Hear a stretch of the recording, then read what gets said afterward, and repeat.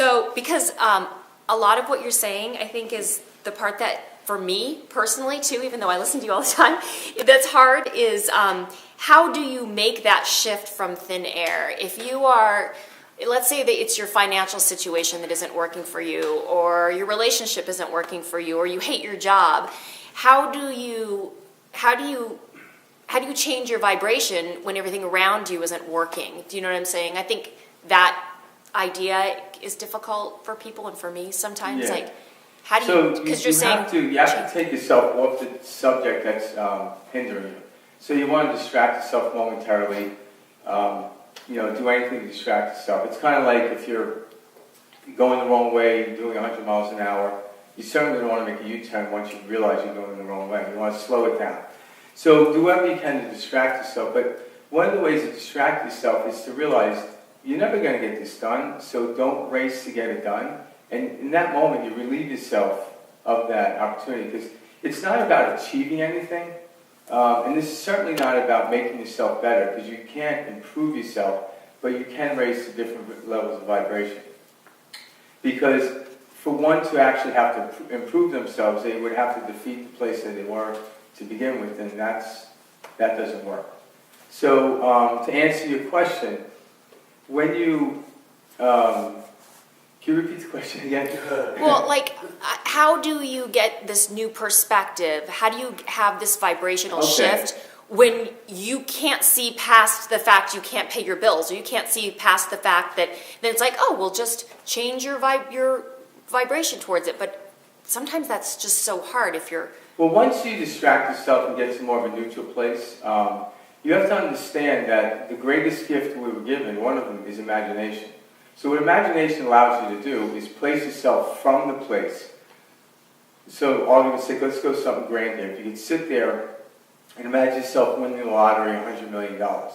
And in that brief moment, when you truly immerse yourself in it, you'll raise your frequency of vibration. And from that place, if you actually hold on to that frequency, again, the first thing you might be to do is get off the couch and go to the gym. So now you're ramping your energy, and you take the easiest thing to do, so you act on it as best you can at that moment.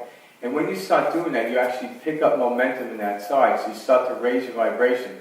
And as you raise your vibration, you see things clearer, and then you can actually see how you'll pay your bills if you're down. But from the place of not paying your bills, that's all you can ever see.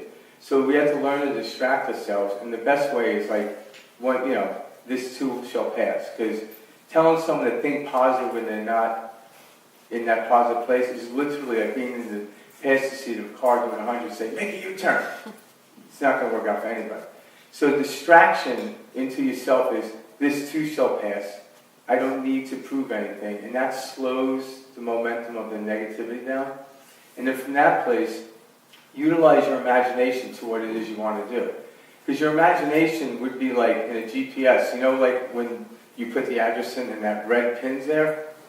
When you see that blue line come back to where you are, that's what it is. So you put yourself as that red pin, and then you imagine what it would be like to come. But most people want to know what it's like to go from here to there. Like, you must go there and then create the path, because then you can see it.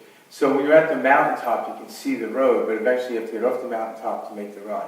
But most people try to do it from the valley, and you end up just pulling over. You don't move at all. So you imagine... Did you have a question? No, wait. No? Do I have to come up in the hot seat? Yes, you do. I do? Oh, no, you don't. No. You don't. No, I understand the strategy and what the goal is, but I would like to hear more like tactics and how to determine to be able to focus. Like, is it like writing? To me, it seems like you write down what you really want to accomplish and all the pros and cons to doing that. Isn't that maybe a good tactic? That's a very good tactic. Now, one of the reasons you have to ask yourself, why is it that I want to achieve this goal? Why do I want the money? Why do I want to be counseled? And it's one reason only, is I'll feel better.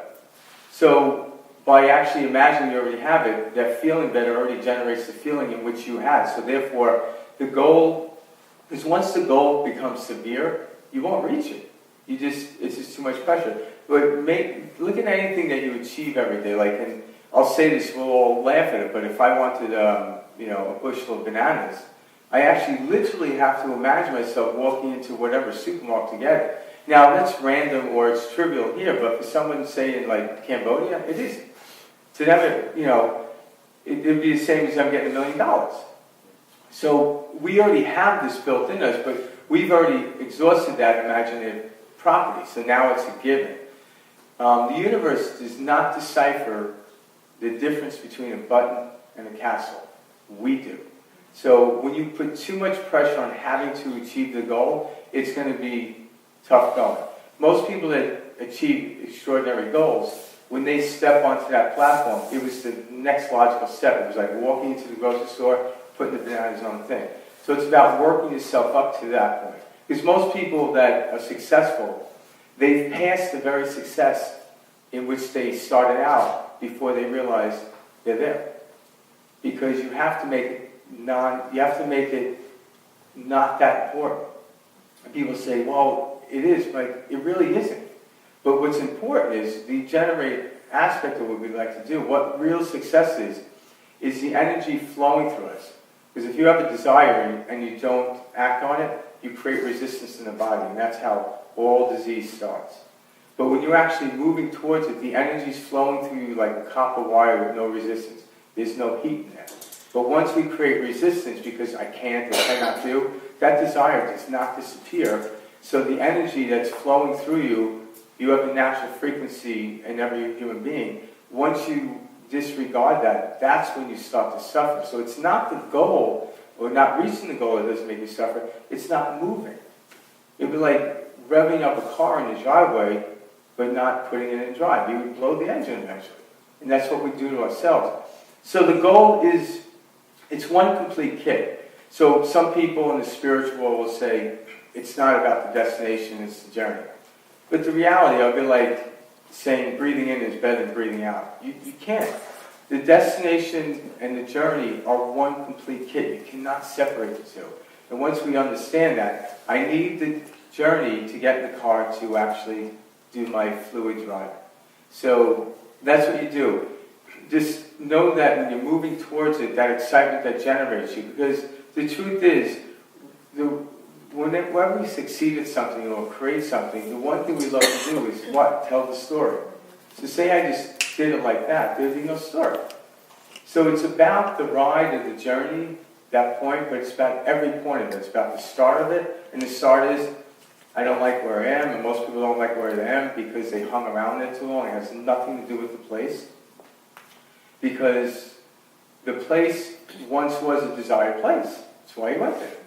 But what happens is, too often we don't have the ability, the capacity, we don't believe that we can move further, so we hang out in that place too long, and then we start to hate that place. And when you hate against something, it just keeps you in that mode. So when you understand the fact that you got here, why can't you get here?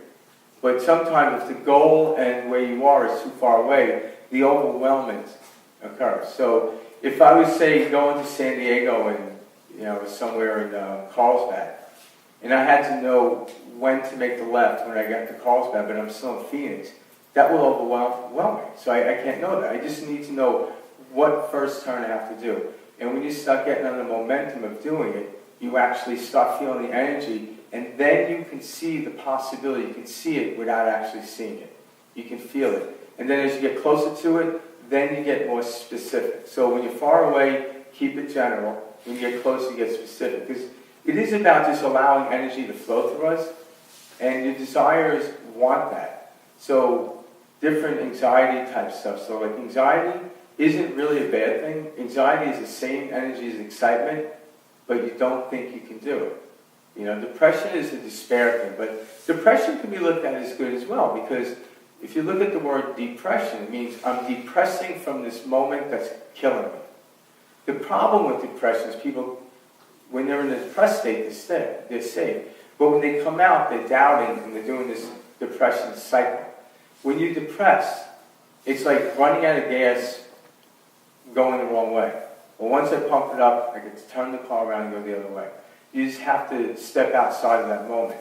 And you have to know that it's possible. Because everyone knows there's no place you can't get to on the planet from where you are to where you want to go.